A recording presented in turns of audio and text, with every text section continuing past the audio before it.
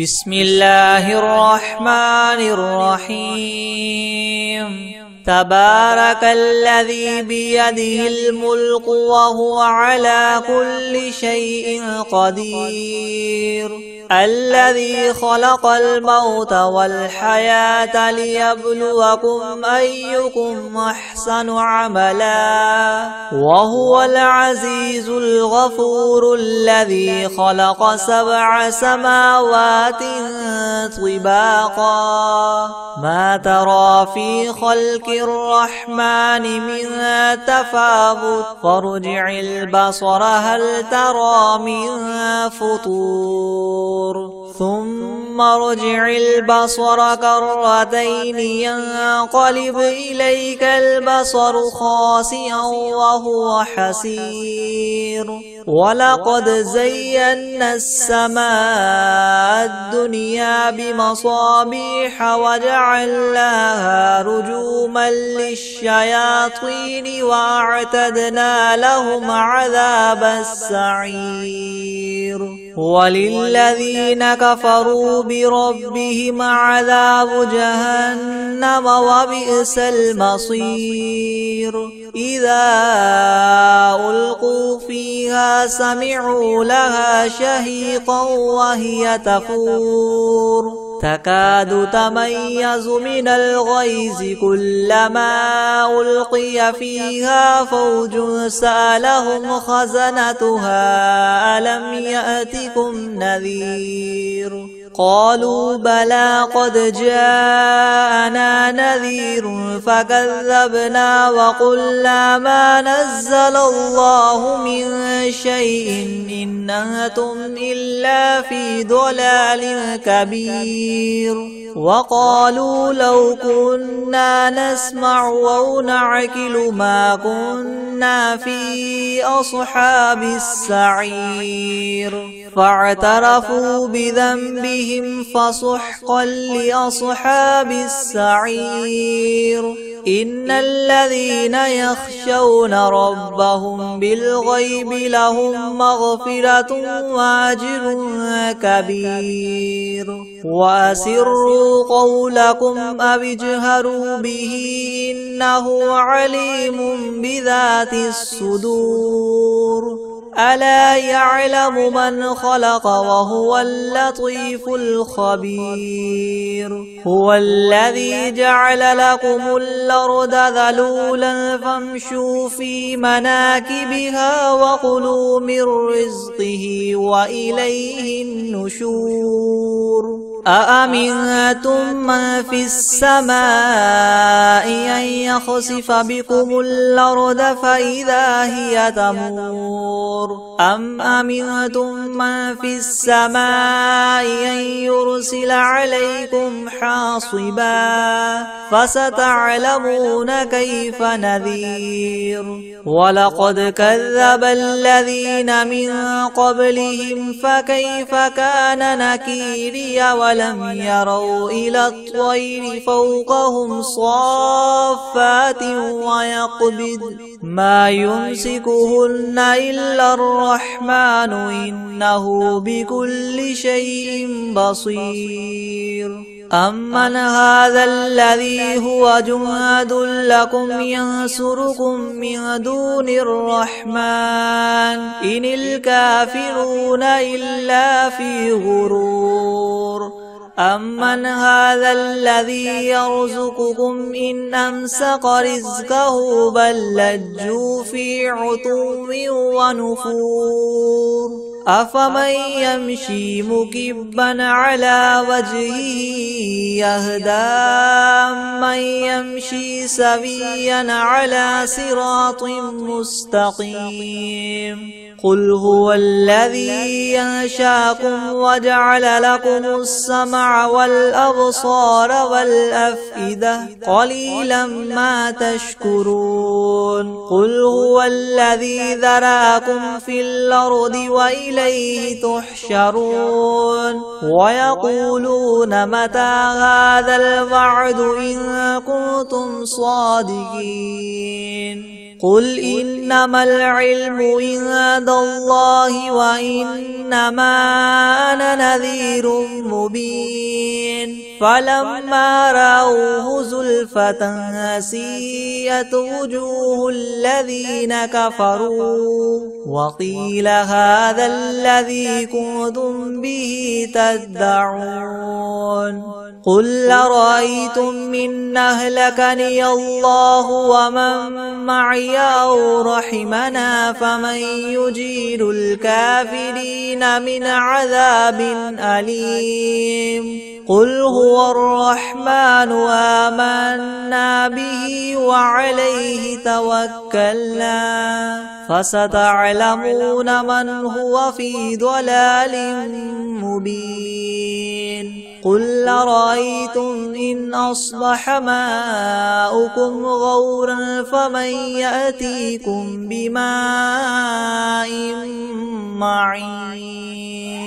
بسم الله الرحمن الرحيم إذا وقعت الواقعة ليس لوقعتها كاذبة خافضة رافعة إذا رجت الأرض رجا وبست الجبال بسا فكانت هباء منبثا وكنتم أزواجا ثلاثة فأصحاب الميمنة ما أصحاب الميمنة وأصحاب المشأمة ما أصحاب المشأمة والسابقون السابقون أولئك المقربون في جنات النعيم ثلة من الأولين وقليل من الآخرين على سرر مودونة متكئين عليها متقابلين يطوف عليهم ولدان مخلدون بأكواب وأباريق وكأس من معين لا يصدعون عنها ولا ينزفون وفاكهة مما يتخيرون ولحم طير مما يشتهون وحور عين كأمثال اللؤلؤ المكنون جزاء بما كانوا يعملون لا يسمعون فيها لغوا ولا تأثيما إلا قيلا سلاما سلاما وأصحاب اليمين ما أصحاب اليمين في سدر مخدود وطلح منضود وظل ممدود وماء مسكوب وفاكهة كثيرة لا مقطوعة ولا ممنوعة وفرش مرفوعة إنا أنشأناهن إنشاء فجعلناهن أبكارا عربا أترابا لأصحاب اليمين ثلة من الأولين وثلة من الآخرين وأصحاب الشمال ما أصحاب الشمال في سموم وحميم وظل من يحموم لا بارد ولا كريم إنهم كانوا قبل ذلك مترفين وكانوا يصرون على الحنث العظيم وكانوا يقولون أئذا متنا وكنا ترابا وعزاما أئنا لمبعوثون أو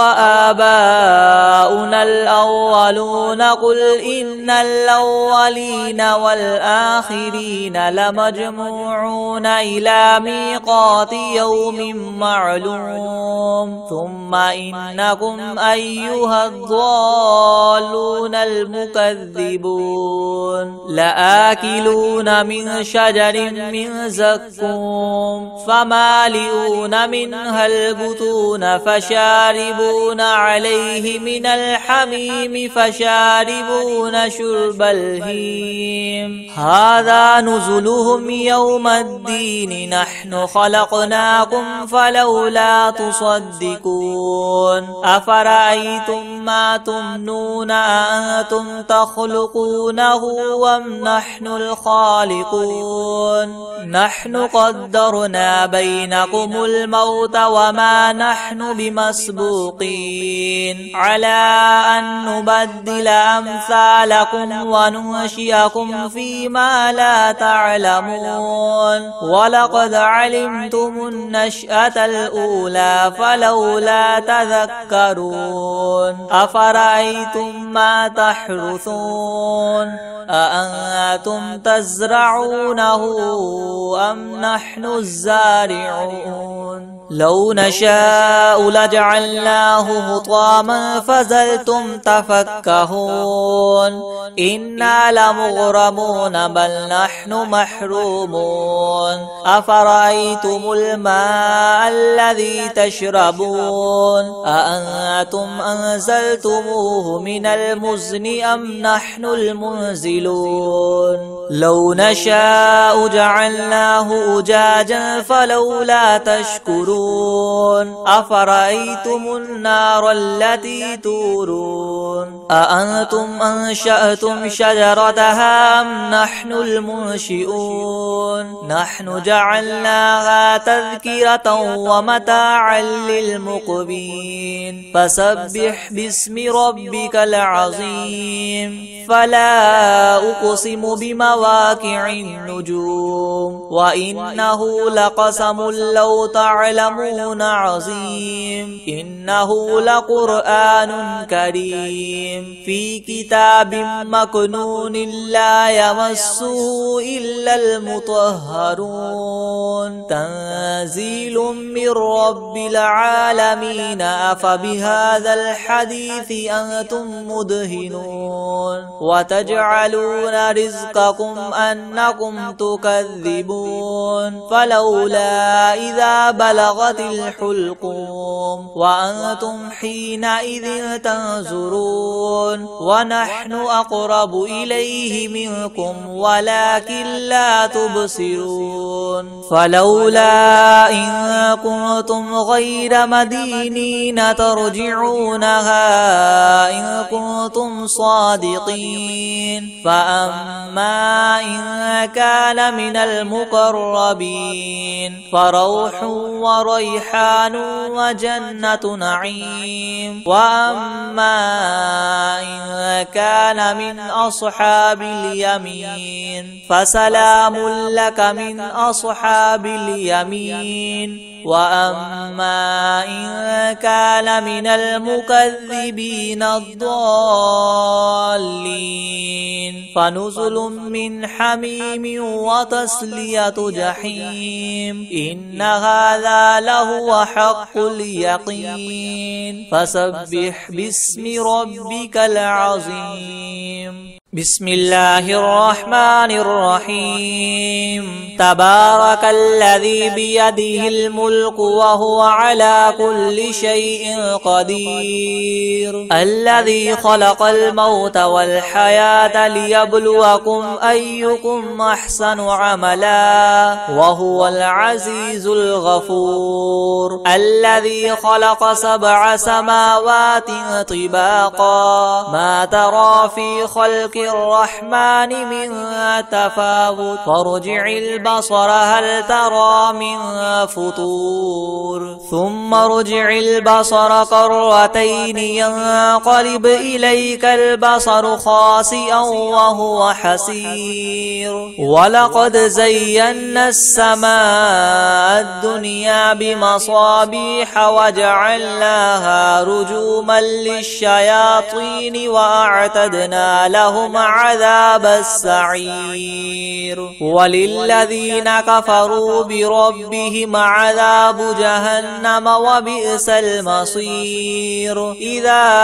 ألقوا فيها سمعوا لها شهيقا وهي تفور تكاد تميز من الغيظ كلما ألقي فيها فوج سألهم خزنتها ألم يأتكم نذير قالوا بلى قد جاءنا نذير فكذبنا وقلنا ما نزل الله من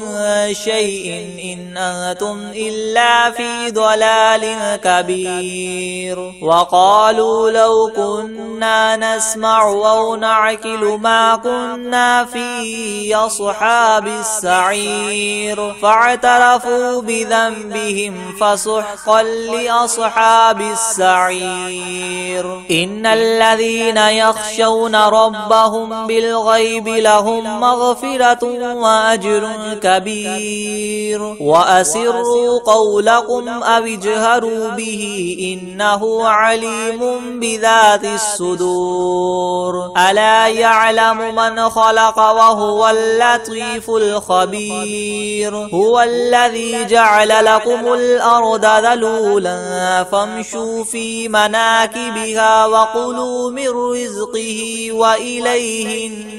النشور أأمنتم من في السماء أن يخسف بكم الأرض فإذا هي تمور أم أمنتم من في السماء أن يرسل عليكم حاصبا فستعلمون كيف نذير ولقد كذب الذين من قبلهم فكيف كان نكير أولم يروا إلى الطير فوقهم صافات ويقبضن ما يمسكهن إلا الرحمن إنه بكل شيء بصير أمن هذا الذي هو جند لكم ينصركم من دون الرحمن إن الكافرون إلا في غرور أمن هذا الذي يرزقكم إن أمسك رزقه بل لجوا في عتو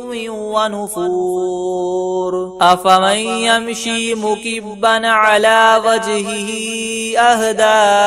أمن يمشي سويا على صراط مستقيم قل هو الذي ينشأكم وجعل لكم السمع والأبصار والأفئدة قليلا ما تشكرون قل هو الذي ذراكم في الأرض وإليه تحشرون ويقولون متى هذا الوعد إن كنتم صادقين قل إنما العلم عند الله وإنما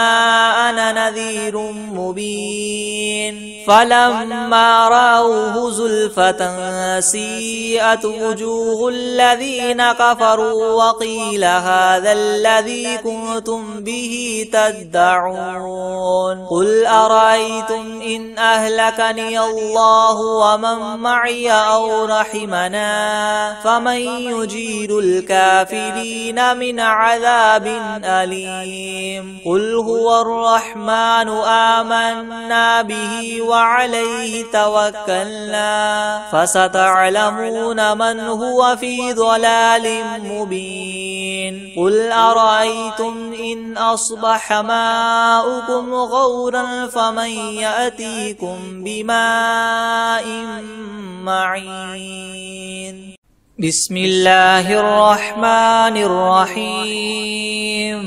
إذا وقعت الواقعة ليس لوقعتها كاذبة خافضة رافعة إذا رجت الأرض رجا وبست الجبال بسا فكانت هباء منبثا وكنتم أزواجا ثلاثة فأصحاب الميمنة ما أصحاب الميمنة وأصحاب المشأمة ما أصحاب المشأمة والسابقون السابقون أولئك المقربون في جنات النعيم ثلة من الأولين وقليل من الآخرين على سرر موضونة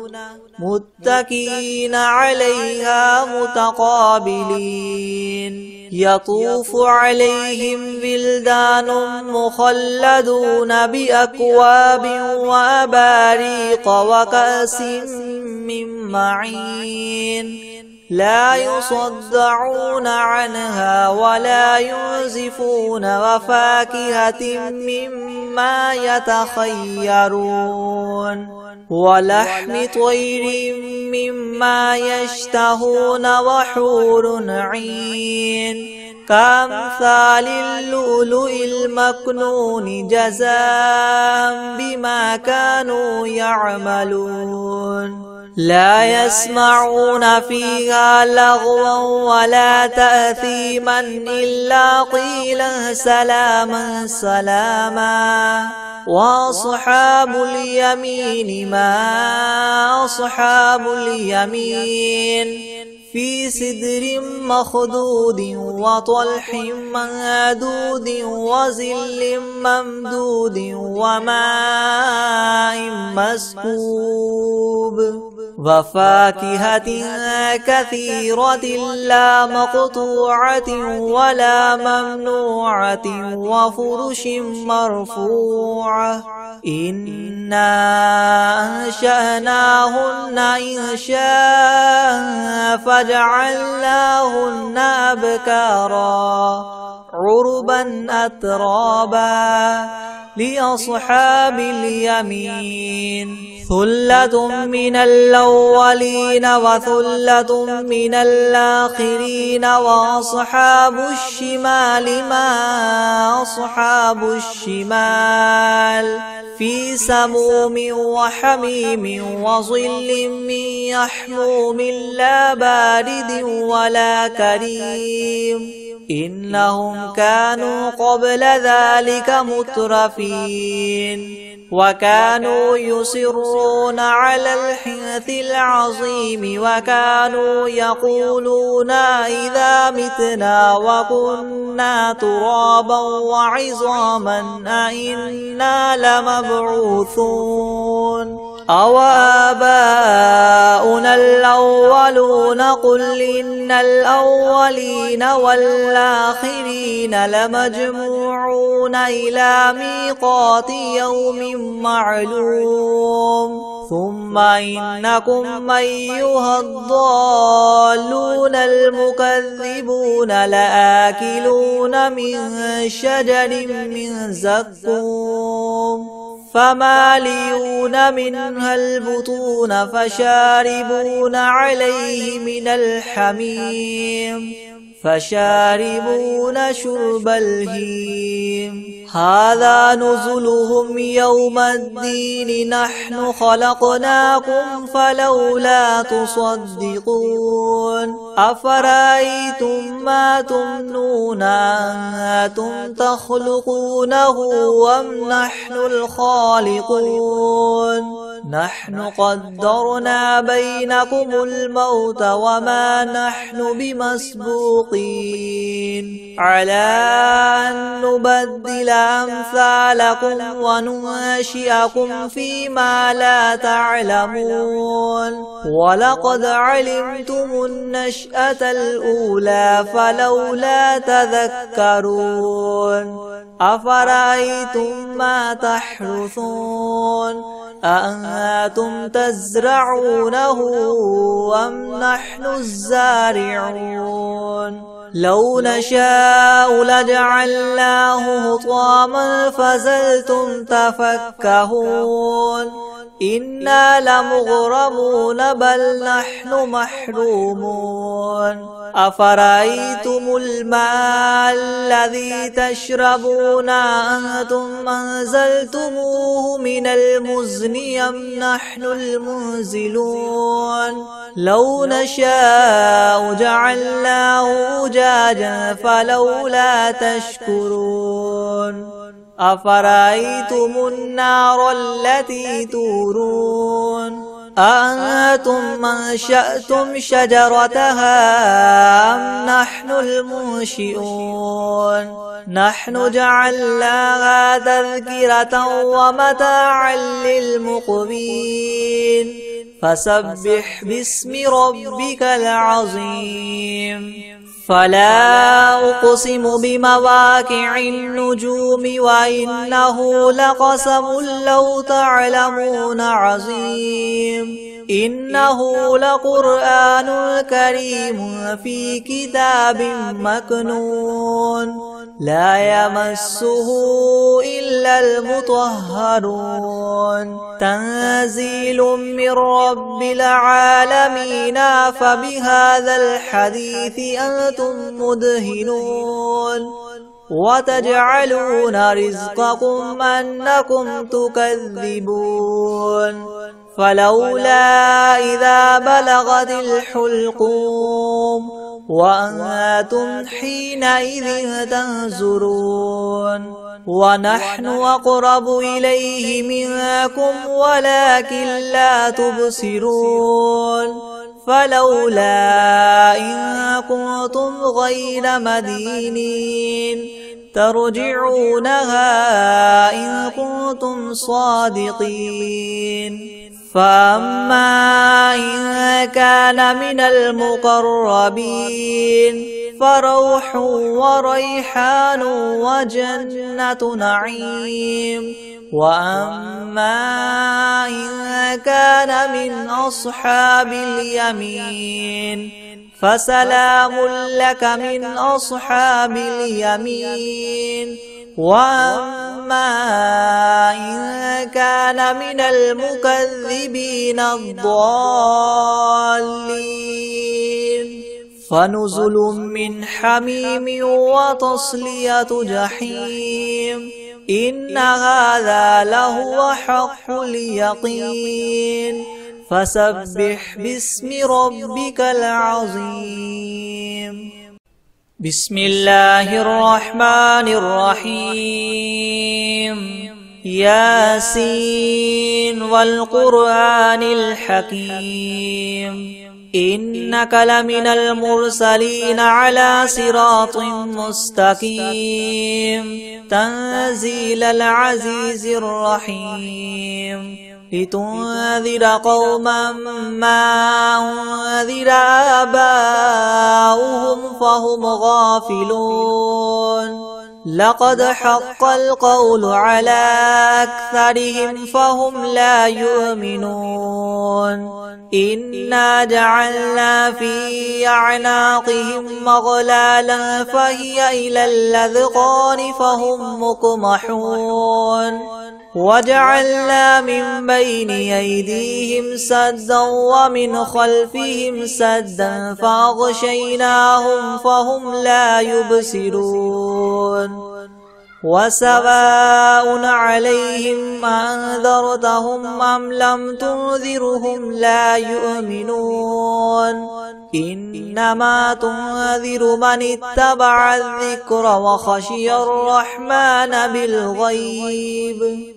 فبشره بمغفرة وأجر كريم إنا نحن نحيي الموتى ونكتب ما قدموا وآثارهم وكل شيء أحصيناه في إمام مبين واضرب لهم مثلا أصحاب القرية إذ جاءها المرسلون إذ أرسلنا إليهم اثنين فكذبوهما فعززنا بثالث فقالوا إنا إليكم مرسلون قالوا ما أنتم إلا بشر مثلنا وما أنزل الرحمن من شيء إن أنتم إلا تكذبون قالوا ربنا يعلم إنا إليكم لمرسلون وما علينا إلا البلاغ المبين قالوا إنا تطيرنا بكم لئن لم تنتهوا لنرجمنكم وليمسنكم منا عذاب أليم قالوا طائركم معكم إن ذكرتم بل أنتم قوم مسرفون وجاء من أقصى المدينة رجل يسعى قال يا قوم اتبعوا المرسلين اتبعوا من لا يسألكم مجرا وهم مهتدون وما لي لا أعبد الذي فطرني وإليه ترجعون أأتخذ من دونه آلهة إن يردني الرحمن بضر لا تغن عني شفاعتهم شيئا ولا ينقذون إني إذا لفي ضلال مبين إني آمنت بربكم فاسمعون قيل ادخل الجنة قال يا ليت قومي يعلمون بما غفر لي ربي وجعلني من المكرمين وما أنزلنا على قومه من بعده من جند من السماء وما كنا منزلين إن كانت إلا صيحة واحدة فإذا هم خامدون يا حسرة على العباد ما يأتيهم من رسول إلا كانوا به يستهزئون ألم يروا كم أهلكنا قبلهم من القرون أنهم إليهم لا يرجعون وإن كل لما جميع لدينا محضرون وآية لهم الأرض الميتة وأحييناها وأخرجنا منها حبا فمنه يأكلون وجعلنا فيها جنات من نخيل وأعناب وفجرنا فيها من العيون ليأكلوا من ثمره وما عملته أيديهم أفلا يشكرون سبحان الذي خلق الأزواج كلها مما تنبت الأرض ومن أنفسهم ومما لا يعلمون وآية لهم الليل نسلخ منه النهار فإذا هم مظلمون والشمس تجري لمستقر لها ذلك تقدير العزيز العليم والقمر قدرناه منازل حتى عاد كالعرجون القديم لا الشمس ينبغي لها أن تدرك القمر ولا الليل سابق النهار وكل في فلك يسبحون وآية لهم أنا حملنا ذريتهم في الفلك المشحون وخلقنا لهم من مثله ما يركبون وإن نشأ نغرقهم فلا صريخ لهم ولا هم ينقذون إلا رحمة منا ومتاعا إلى حين وإذا قيل لهم اتقوا ما بين أيديكم وما خلفكم لعلكم ترحمون وما تأتيهم من آية من آيات ربهم إلا كانوا عنها معرضين وإذا قيل لهم انفقوا مما رزقكم الله قال الذين كفروا للذين آمنوا ونطعم من لو يشاء الله وطعمه إن أنتم إلا في ضلال مبين ويقولون متى هذا الوعد إن كنتم صادقين ما ينظرون إلا صيحة واحدة تأخذهم وهم يخصمون فلا يستطيعون توصية ولا إلى أهلهم يرجعون ونفخ في الصور فإذا هم من الأجداث إلى ربهم ينسلون قالوا يا ويلنا من بعثنا من مرقدنا هذا ما وعد الرحمن وصدق المرسلون إن كانت إلا صيحة واحدة فإذا هم جميع لدينا محضرون فاليوم لا تظلم نفس شيئا ولا تجزون إلا ما كنتم تعملون إن أصحاب الجنة اليوم في شغل فاكهون هم وأزواجهم في ظلال على الأرائك متكئون لهم فيها فاكهة ولهم ما يدعون سلام قولا من رب رحيم وامتازوا اليوم أيها المجرمون ألم أعهد إليكم يا بني آدم ألا تعبدوا الشيطان إنه لكم عدو مبين وأن اعبدوني هذا صراط مستقيم ولقد أضل منكم جبلا كثيرا أفلم تكونوا تعقلون هذه جهنم التي كنتم توعدون اصلوها اليوم بما كنتم تكفرون اليوم نختم على أفواههم وتكلمنا أيديهم وتشهد أرجلهم بما كانوا يكسبون ولو نشاء لطمسنا على أعينهم فاستبقوا الصراط فأنى يبصرون ولو نشاء لمسخناهم على مكانتهم فما استطاعوا مضيا ولا يرجعون ومن نعمره ننكسه في الخلق أفلا يعقلون وما علمناه الشعر وما ينبغي له إن هو إلا ذكر وقرآن مبين لينذر من كان حيا ويحق القول على الكافرين أولم يروا أنا خلقنا لهم مما عملت أيدينا أنعاما فهم لها مالكون وذللناها لهم فمنها ركوبهم ومنها يأكلون ولهم فيها منافع ومشارب وفلا يشكرون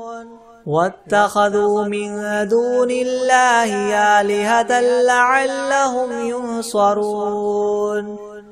لا يستطيعون نصرهم وهم لهم جند محضرون فلا يحزنك قولهم إنا نعلم ما يسرون وما يعلنون أولم ير الإنسان أنا خلقناه من نطفة فإذا هو خصيم مبين وضرب لنا مثلا ونسي خلقه قال من يحيي العظام وهي رميم قل يحييها الذي ينشاها أول مرة وهو بكل خلق عليم الذي جعل لكم من الشجر الأخضر نارا فإذا أنتم منه توقدون أوليس الذي خلق السماوات والأرض بقادر على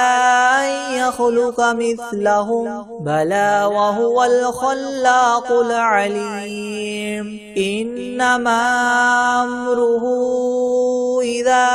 أراد شيئا أن يقول له كن فيكون فسبحان الذي بيده ملكوت كل شيء وإليه ترجعون بسم الله الرحمن الرحيم الرحمن علم القرآن خلق الإنسان علمه البيان الشمس والقمر بحسبان والنجم والشجر يسجدان والسماء رفعها ووضع الميزان ألا تطغوا في الميزان وأقيموا الوزن بالقسط ولا تخسروا الميزان والأرض وضعها للأنام فيها فاكهة والنخل ذات الأكمام والحب ذو العصف والريحان فبأي آلاء ربكما تكذبان خلق الإنسان من صلصال كالفخار وخلق الجان من مارج من نار فبأي آلاء ربكما تكذبان رب المشرقين ورب المغربين فبأي آلاء ربكما تكذبان مرج البحرين يلتقيان بينهما برزخ لا يبغيان فبأي آلاء ربكما تكذبان يخرج منهما اللؤلؤ والمرجان فبأي آلاء ربكما تكذبان وله الجوار المنشآت في البحر كالأعلام فبأي آلاء ربكما تكذبان كل من عليها فان ويبقى وجه ربك ذو الجلال والإكرام فبأي آلاء ربكما تكذبان يسأله من في السماوات والأرض كل يوم هو في شأن فبأي آلاء ربكما تكذبان سنفرغ لكم أيها الثقلان فبأي آلاء ربكما تكذبان يا معشر الجن والإنس إن استطعتم أن تنفذوا من أقطار السماوات والأرض فانفذوا لا تنفذون إلا بسلطان فبأي آلاء ربكما تكذبان يرسل عليكما شواظ من نار ونحاس فلا تنتصران فبأي آلاء ربكما تكذبان فإذا انشقت السماء فكانت وردة كالدهان فبأي آلاء ربكما تكذبان فيومئذ لا يسأل عن ذنبه إنس ولا جان فبأي آلاء ربكما تكذبان يعرف المجرمون بسيماهم فيؤخذ بالنواصي والأقدام فبأي آلاء ربكما تكذبان هذه جهنم التي يكذب بها المجرمون يطوفون بينها وبين حميم آن فبأي آلاء ربكما تكذبان ولمن خاف مقام ربه جنتان فبأي آلاء ربكما تكذبان ذواتا أفنان فبأي آلاء ربكما تكذبان فيهما عينان تجريان فبأي آلاء ربكما تكذبان فيهما من كل فاكهة زوجان فبأي آلاء ربكما تكذبان متكئين على فرش بطائنها من استبرق وجنى الجنتين دان فبأي آلاء ربكما تكذبان فيهن قاصرات الطرف لم يطمثهن إنس قبلهم ولا جان فبأي آلاء ربكما تكذبان كأنهن الياقوت والمرجان فبأي آلاء ربكما تكذبان هل جزاء الإحسان إلا الإحسان فبأي آلاء ربكما تكذبان ومن دونهما جنتان فبأي آلاء ربكما تكذبان مدهامتان فبأي آلاء ربكما تكذبان فيهما عينان نضاختان فبأي آلاء ربكما تكذبان فيهما فاكهة ونخل ورمان فبأي آلاء ربكما تكذبان فيهن خيرات حسان فبأي آلاء ربكما تكذبان حور مقصورات في الخيام فبأي آلاء ربكما تكذبان لم يطمثهن إنس قبلهم ولا جان فبأي آلاء ربكما تكذبان متكئين على رفرف خضر وعبقري حسان فبأي آلاء ربكما تكذبان تبارك اسم ربك ذي الجلال والإكرام